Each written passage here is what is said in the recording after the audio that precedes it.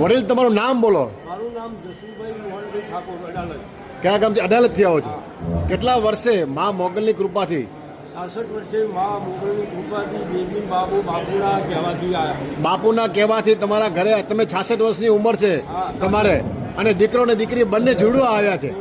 બંને દીકરો દીકરી. વાહ વાહ વાહ. આ દીકરી અને દીકરો તો બેટા બાપુની કોઈ ઓકાત નથી.